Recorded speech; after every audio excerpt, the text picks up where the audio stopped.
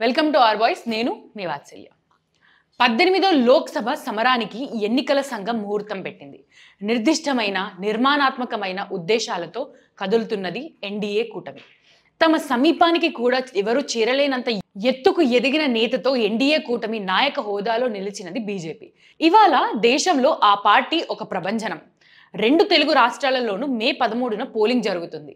BJP నాయకత్వంలోని NDA, Congress, DMK, RJD వంటి పార్టీల ఇండీ కూటమి తలపడడం నిశ్చయమైపోయింది.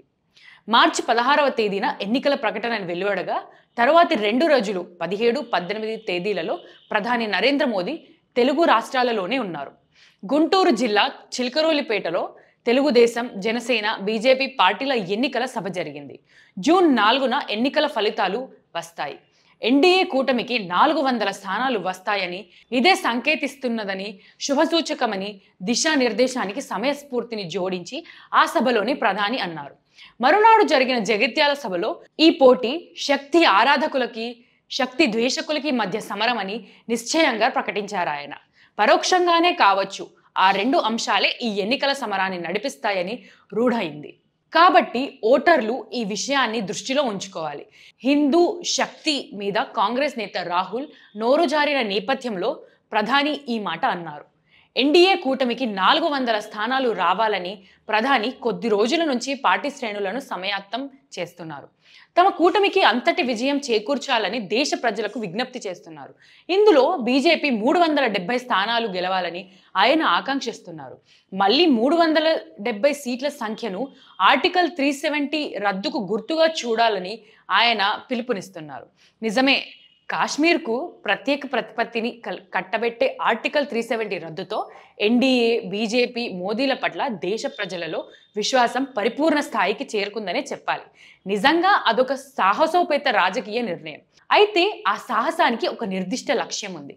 రాజ్యాంగాన్ని, రాజ్యాంగ కర్తల ఆశయాన్ని అన్నింటికీ మించి దేశ సమగ్రతని సమున్నతంగా గౌరవించాలన్న ఆశయం కనిపించింది. అంతేగాని అది ఓట్ల రాజకీయం కాదు. ఆర్టికల్ 370 రద్దు తర్వాత కాశ్మీర్లో ఏర్పడిన వాతావరణాన్ని చూసి ప్రజలు మోడీలో అలాంటి నమ్మకాన్ని పెంచుకున్నారు. కాశ్మీర్కు ప్రత్యేక ప్రతిపత్తిని రద్దు చేస్తే దేశం భగభగ మండిపోతుందన్న వాగడాంబరాన్ని ఆయన లెక్క చేయలేదు. అంతేనా, ఒక్క తూటా కూడా పేల్చకుండా ఆ అధికరణం రద్దు ప్రక్రియను పూర్తి చేశారు. మోదీ వస్తే దేశం శాంతి భద్రతలతో ఉంటుంది అన్న మాట సాధారణ భారతీయుల నోటి నుంచి వెలువడడం అందుకే. మోదీ హయాంలో ముంబై తరహా పేలుళ్ళు లేవు కదా అని కొందరు ఆనందం వ్యక్తం చేయడము అలాంటిదే.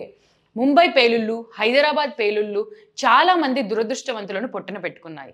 సుదూరంగానే ఉన్నా కూడా ఎందరో ఆ దేశ సాధారణ ప్రజల గుండెను కూడా ఆ అమానుష చర్యలు దారుణంగా గాయపరిచాయి.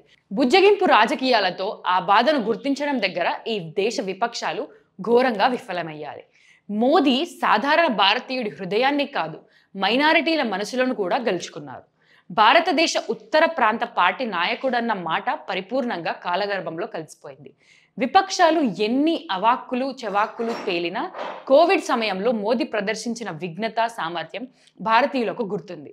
అయోధ్యలో రామమందిర నిర్మాణం 21వ శతాబ్దపు భారతదేశం మీద గొప్ప ముద్ర.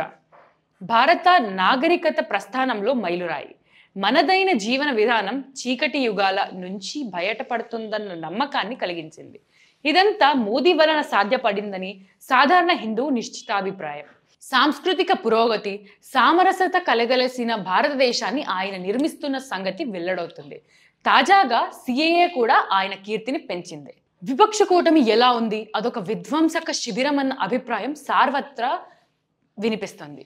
భారత్ జోడో న్యాయ్ యాత్ర ముగింపు సందర్భంగా కూడా కాంగ్రెస్ ప్రముఖుడు రాహుల్ గాంధీ మెజారిటీ ప్రజల మనోభావాలను దెబ్బతీయడానికి మొగ్గు చూపారు. ఆ ఆరోపణలను నిరూపించుకున్నారు. హిందూ ధర్మంలో శక్తి అన్న మాట ఉంది, దానిని ధ్వంసం చేయాలని రాహుల్ అన్నారు. ఆయన పక్కనే కూర్చున్నవారు డిఎంకే నేత ఎంకే స్టాలిన్. ఆయన కుమారుడు ఉదయనిధి ఆశయం సనాతన ధర్మాన్ని పెకిలించడమే. నిజానికి ఇప్పుడు ఇండీ కూటమిని నడిపిస్తున్నది ఈ 2 పార్టీలే. ఇవి మేము హిందూ వ్యతిరేకులమని నీళ్లు సమలకుండానే ప్రతి సందర్భంలోనూ ప్రకటించుకున్నాయి. భారత ప్రజల కళ అయోధ్యలో రామాలయం. అది ఆ 2 పార్టీలకు నచ్చడం లేదు. భారతమాతకు జై అనడానికి సిద్ధంగా లేవు. ఓటు హక్కు ఒక ఆయుధం. ఆ సంగతి ఎప్పటికీ గుర్తుంచుకోవాల్సిన వారు హిందువులు. ఓటు హక్కు వినియోగించుకునడంలో వారు నిరంతరం జాతీయ స్పృహతో మెలగడం అవసరం. ఓటు హక్కును సరిగా వినియోగించుకోకపోతే మన ధర్మమే కాదు, మన నేల కూడా మనకు దక్కదు. ఆ వాతావరణం పొంచి ఉంది. దానిని గుర్తించాలి. మాతృభూమి రక్షణ, స్వధర్మ రక్షణ, ప్రజాస్వామ్య పరిరక్షణ ఓటు హక్కు వినియోగించుకునే సమయంలో గుర్తుకు రావాలి. ఇలాంటి మరిన్ని వీడియోస్ కోసం ఆర్ వాయిస్ని సబ్స్క్రైబ్ చేయండి. మీకు నచ్చిందా? లైక్ చేయండి. మీ ఒపీనియన్స్ని కామెంట్ చేయండి. అందరితో షేర్ చేయండి.